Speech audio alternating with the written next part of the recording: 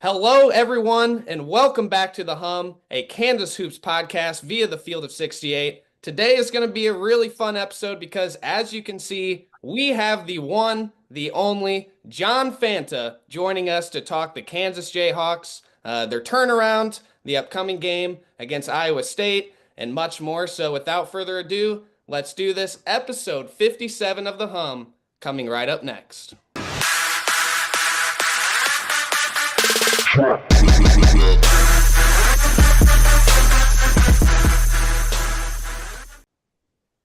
All right, Fanta, before we get into the Jayhawks, I just wanted to thank you for squeezing us into your busy schedule. I know you got a lot going on, so thank you so much for coming on the show and welcome.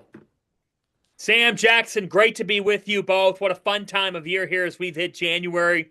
We've hit every night in the Big 12. It's going to be a battle for the most part, although Kansas, they haven't let that get to them lately. Since the New Year's Eve defeat to West Virginia, 2025 has been very kind to the Jayhawks. They have dominated their opponents, particularly in the second half, and defensively, this team has found something.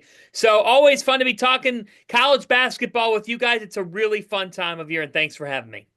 Of course, John. And that's actually kind of where we wanted to start with you. Is this Kansas turnaround? I mean, obviously, December was not a great month for Kansas. Those two road losses to Creighton and Missouri, and then West Virginia. The first conference opening loss, I believe, in 33 years it was for the Jayhawks. But since then, dominant win over UCF, biggest Big 12 road conference win in the history of the Big 12. And then you hold Arizona State to 13 second half points, and then Cincinnati to 40 points. What do you just make of this recent success for the Jayhawks, Fanta, and where you kind of stand with this Kansas team?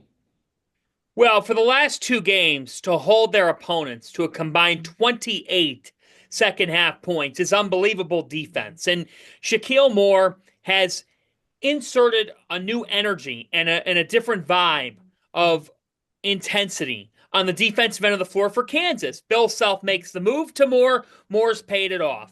This Kansas team can score. They can. And if they need to win a game in the 70s and 80s, they can do that. The sign of a great team is, can they lock you down and make you work for everything you get offensively for 40 minutes? Can they skin a cat in different ways? And right now, Kansas is showing America that they can win in different ways. They're swarming the ball defensively. They are up in their opponents. They're making in-game adjustments to how they guard. And don't get me wrong. And this is why I have Kansas 11th in my top 25, much to the disgust of some of the Jayhawk fans out there. I would say it's very difficult to put together a top 25 every week, and it's subjective. I think Kansas is right around a top 10 team in the country. I think that that's fair. I do. But right now, this team, they've beaten up on some teams that are not particularly good. Cincinnati 0-4 in the league, there's a reason for it. They're really offensively challenged. But don't take away the fact that Kansas is limiting teams offensively at a premier rate right now. And Moore has changed the game for this team. He is guarding, he's setting the tone on that end. When I look across the board, though, Zeke Mayo, he's playing 31 minutes against Cincinnati for a reason. That reason is that they trust him on both ends of the floor. That means that Bill Self has a trust factor with him. Sure, he didn't shoot the ball well, but that's a sign of a guy who's helping your team out. DeJuan Harris tries his best, guys. He does. He might be undersized, but he's playing hard. He's always playing with intensity. He's what you want in a point guard. And KJ Adams, I heard some people a couple weeks ago, I'm sure on your pod, you might discuss the people saying KJ Adams isn't the answer. They got to change up the lineup and be different. I still think KJ is a very important part of this team. Honestly, when this Kansas team was struggling, it's because Hunter Dickinson wasn't defending well enough. It's trading buckets. And on the perimeter, they weren't getting it enough. AJ Storr not defending well enough. And that's why, that's why they've shaken things up to the degree they've shaken things up. I think for me, Bill Self had a look in the mirror after the New Year's Eve game and said, am I going to be a first weekend exit again? Or am I going to make my team defend and see where it takes us? And for the betterment of his team, they might win some games ugly, but Wednesday night in Hilton Coliseum, you may have to win ugly. 100%. Totally agree. You've already touched on this, but the Shaquille Moore insert into the starting lineup, that seems to have actually turned the corner for Kansas. Now, we talk about defensive identity.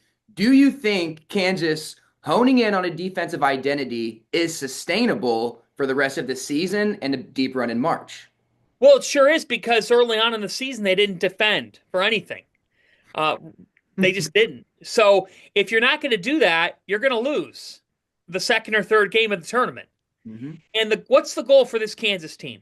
To win a Final national four. championship. Final Yeah, four Final Four to matter. win a title. And for the person who's like, well, John, winning a title is really hard, and that's too lofty. It's Kansas. It's Kansas. Jayhawk fans out there understand. People listening to this podcast, it's how much I respect your program. You're a blue blood, the bluest of bloods. And the way that you played early in the season is not up to your standard. It's not.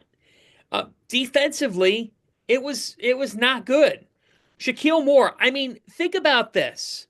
For a guy to play 5 minutes against Oakland, 6 minutes against UNCW, 2 minutes against NC State, 2 minutes against West Virginia, to now be playing over 20 minutes per game, I don't remember a player for Kansas doing that in season, going from basically nothing to over 20 minutes a game. What's he doing? Well, he's playing with rich intensity defensively. I think he understands his role on the offensive end of the floor. Now, he did take 9 shots against Cincinnati, which was more shots than he previously had, but he made 4 of them, and he had 2 assists. So what does that mean? He's not a liability on the offensive end of the floor. Certainly not the liability that you were defensively when you didn't have him on the floor. Yeah. So for me, when I look at what Shaquille's added, I think he's a guy who just takes ownership. He's going to pick up the other team's best guard. He's going to make them work for what they get. He's going to make life uncomfortable for you offensively. And he's going to be able to understand that when this Kansas team has the ball, DeJuan Harris is still in control. Hunter Dickinson's an All-American caliber talent. And that when they make perimeter shots, which I think that this is the most encouraging thing about their performance against Cincinnati, they shot 2 for 21 from 3. And they won the game handily. Yep. You won't shoot 2 for 21 from 3 in the NCAA tournament. You won't shoot 2 for 21 from 3 in another game this season. You have to be well-rounded. Right now, they're going through some pains in areas that are strengths because they're trying to compensate for what they didn't have earlier in the season. I love this just positive Kansas Jayhawk energy we're getting out of you right now, John. I'm loving it. Let's maybe turn to a negative situation right now. This AJ Storr thing has been just bizarre for us Kansas fans. He's the 9th man right now. Yeah. So what's your just general take on what's going on with AJ? Well, it's a third school in 3 years. It's a third school in 3 years. And I had him at St. John's, and I had heard some concerns about the maturation process. Then he goes to Wisconsin, has a very strong sophomore season in which he averages 17 points per game.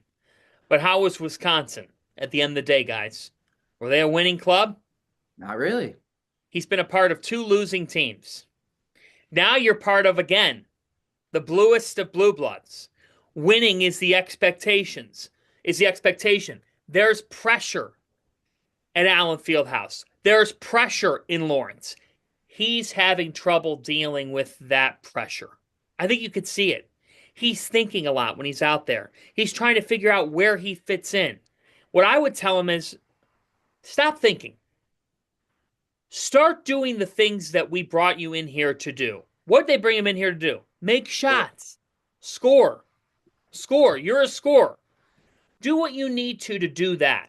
I thought earlier in the season, when we were much earlier in the season, this goes back to Michigan State, even though he only played 12 minutes. Duke, in which he had 11 points in that win. Creighton, it was a loss, but he scored in double figures, but it took him 13 shots. But I did think, that he at least hit a couple of big shots against both against Carolina for sure, but against both Michigan State and Duke. Limited against Michigan State. I mean, he only scored 6 points, but I remember him hitting a three in that game and thinking, this is what it is. And that was such a defensive battle. Yeah. That this is what they brought him here to do. He's got to embrace, he's got to go back on what got him here, what they brought him in to do. Sometimes as a staff, and I talk with coaching staffs all throughout the season, and there are some staffs who they battle internally with a transfer, how much they need to push the button versus trying not to change so much to get the player to play in their system that the player loses his skill level. You know, there are some players who come to a new system and they turn into totally different players. I mean, I look at a Chucky Hepburn at Louisville right now. I look at this is who's another player that I think about this with? You know, Chaz Lanier at Tennessee.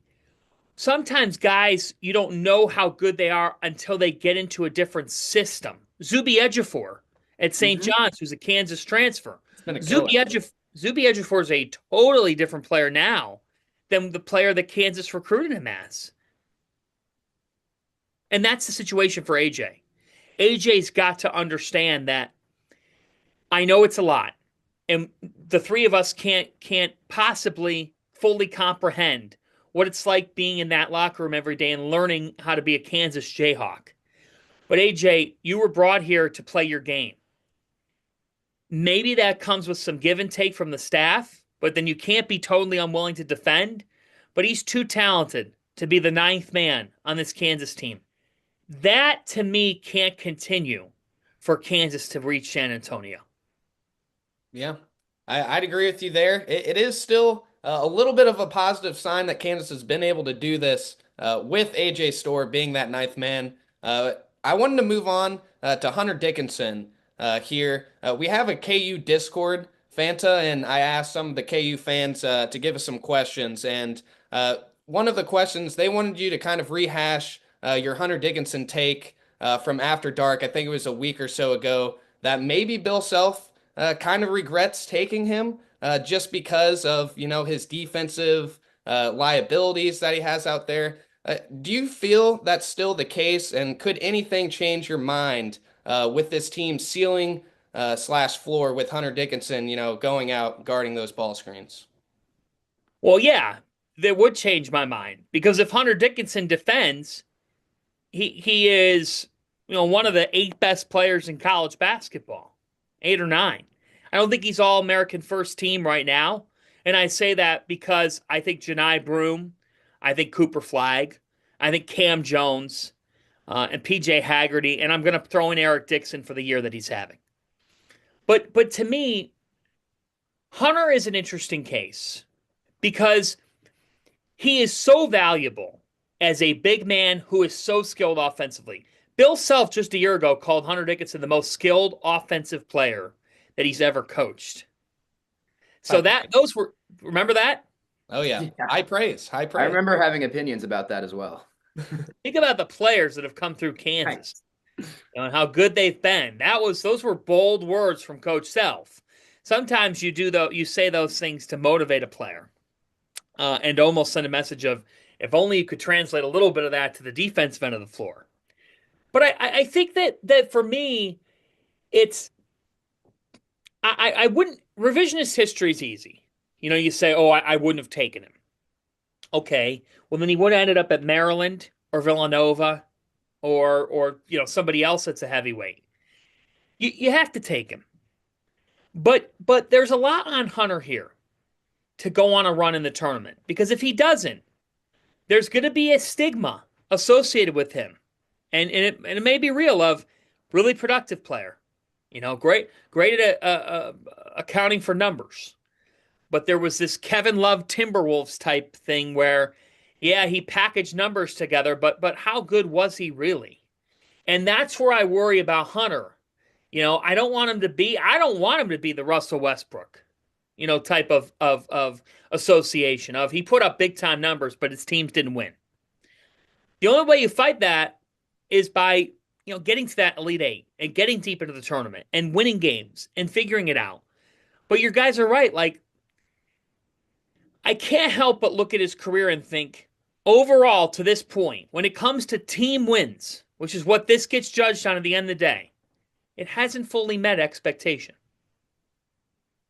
I Doesn't would mean agree. it can't. Doesn't mean it can't. Doesn't mean that he can't, and doesn't mean that the Jayhawks can't. Kansas can do so much. And I know it's a lot on one game, but do you know how much they could do with a win Wednesday night? Do you know what that would mean for their season? I mean, if they won that game, I'd instantly put them in my top 7 or 8 again. Instantly. Like that. The only reason why they wouldn't be top 5 is because of how unbelievable the SEC's been. It's hard for me to move anybody out right now, but they would instantly catapult themselves right there. Let's jump into it. I live here in Ames, so I've seen this Iowa State team in person a couple times. They've got answers all over the place offensively. So for you, Yeah. what makes Yep. them? I mean, this their fans are saying this is the best team they've had in program history. What do you think of that?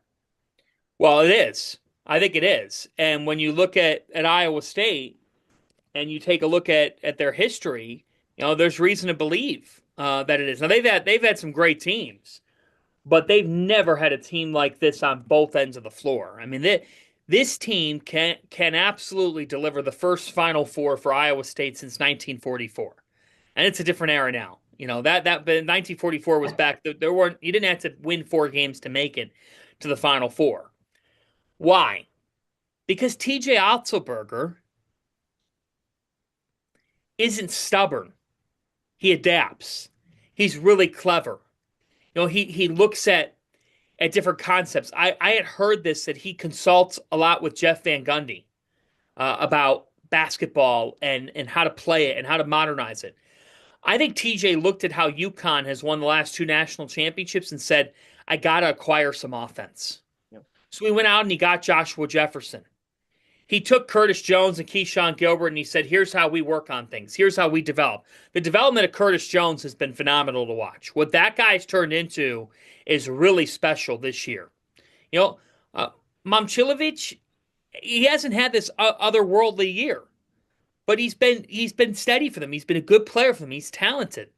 But to me, it's the fact that you could say we've got Taman Lipsy and you don't. We've got Keyshawn Gilbert, you don't. We've got Curtis Jones. They have guard versatility. They have Jefferson, who's a matchup problem. Their execution is phenomenal. Their execution in Lubbock on Saturday to win that game was absolutely outstanding. I thought Texas Tech played great, and Iowa State found a way to beat them. And it's really hard to do that on the road, nor alone in the Big 12. I love Iowa State. I think that the people who are saying that they don't believe in them, and there are some people out there, I'm sure you guys see it, you read all the comments. There are a lot of people today who are like, well, Duke's better than them. Not to be mean, Duke's really damn good. How do I properly evaluate Duke in what is a bad ACC? So, of course, like, no offense, but Cooper Flagg did have 42 points. Duke beat a bad Notre Dame team by 8 at home. Yeah. Just saying. Like, if Iowa State did that to UCF, you'd be like, well, you know. And Iowa State's only loss is to the number 1 team in the country, in Auburn. So, Hey, right. And it was in a 1-possession game. They are fully capable of winning it all. And if Auburn loses this week, which I think they will without Janai Broome, and there are some people who are trying to insert themselves to say that Iowa State, shouldn't be number 1, provided Iowa State beats Kansas and wins their games this week. The Cyclones, I think, will be the number 1 team in the country a week from now. I see it. I can see it happening. And let's you got to go to West Virginia too. That's not going to be easy either. Right. You got to go to West Virginia too. So we'll see. But if they win both this week, they're number 1. Because I think Auburn will take a loss. Give me a John Fanta keys to the game. What the graphic pops up top left corner? John Fanta keys to the game. Kansas, Iowa State. What are they for Kansas? Find open perimeter shots. You have to counter Iowa State's ball pressure with good ball screens, crisp action, and DeJuan Harris controlling Kansas's offense. DeJuan Harris is key in this game because Lipsy's on the other side, and Gilbert's on the other side, and Jones is on the other side. The other big key is, if you're Kansas, you have to match Iowa State's defensive intensity. Because if you don't, you're going to lose by 15. Yeah. You will lose on the road, and it will not be pretty. You have to match Iowa State's intensity on defense, if not exceed it. You've got to continue to supply the same ball pressure. But you might have to turn some of that defense into offense. Because when you look at Kansas right now in the half court, let's face it, that perimeter shooting is kind of come and go. These are two teams, neither one of them's in the top 100 tempo wise. But I think it's important for Kansas. I always ask this with Iowa State and Hilton, if you're a visitor. How do you find convenient ways to score? The answer is the majority of teams do not. They really struggle to find ways to score. So if I'm Kansas, you need great point guard play, find perimeter shot making, and you got to maintain the defensive intensity. Because if you let up defensively and you have a bad 5 minutes on that end, you're going to lose. You need 40 minutes against this Iowa State team. And it starts with making sure that you don't let them out defend you. What's your prediction, Fanta? What do you think happens on Wednesday? Well, Iowa State didn't lose at Hilton Coliseum last year, and they haven't lost this year, so I'm not going to go against them at Hilton. I think Iowa State wins this game. I think they win this game 75-69. Fair. I think it's a really good basketball game.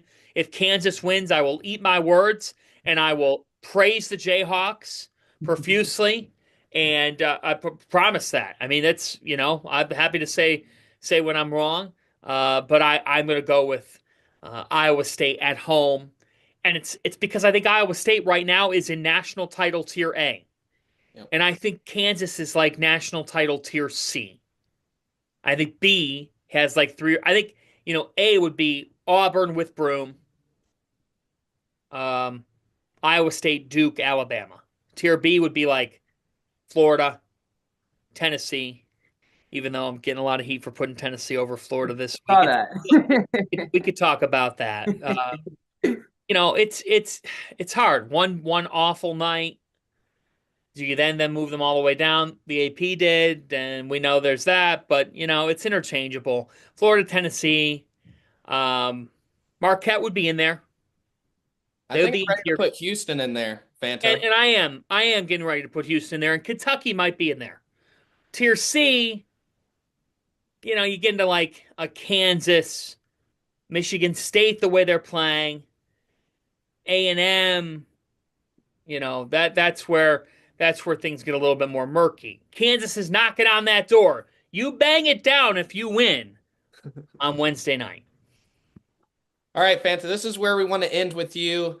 We asked Jeff these two questions as well, but we wanted to ask you, where do you think Kansas finishes in the Big 12 standings? Where do you kind of think they end up seed-wise? And then is this a Final Four team, or are you not necessarily convinced yet? Elite Eight team. I think that they can be in a regional final. And I always say, once you're in a regional final, you can win it and make the Final Four. Yep. But they're more than good enough to get there, and it would be fascinating to see who they met. As for their record, Arizona's won 4 in a row. I think Kansas will finish above them in the Big 12. Iowa State and Houston. I'm actually going to go, I think I want to say Iowa State, but there's like this prevailing gut feeling that Houston repeats because of how hard they're playing and how they took their early losses. So I'll go a little outside the box. I'm going to say Houston somehow wins the Big 12 regular season. Doesn't mean I think Houston's better. Sometimes a different team wins the regular season than who's the best team. Houston wins the regular season. Iowa State comes in second. Kansas ends up coming in third place in the Big 12. That would work for us. That would work for us in the Big 12 this year. It's the top of the league again. It's ridiculous. The league as a whole, not as good as it's been, but it's still a really damn good league. All right, Fanta. We really appreciate you for coming on once again. It's great hearing from you, and the Kansas fans have been begging us to get you on the podcast. So thank you so much for taking the time, man. I love Jayhawk fans. I got to get to Allen Fieldhouse. It's on my list. I promise it's on my list. Come And on. Kansas We need you fans on the keep call. We need you on the call. yes, need to happen. Needs to happen. Keep clogging the mentions, Kansas fans. I appreciate it. I don't mind the debate. That's what makes college hoops so awesome. You guys do a terrific job with this show. Keep it up. Thank you, Fanta. Thank you. Thank you guys. All right, everybody. We will be back after this Iowa State game. Jackson and I going to be in the same room for after that one, so we'll have a little in the same room podcast. Thank you guys for watching. We will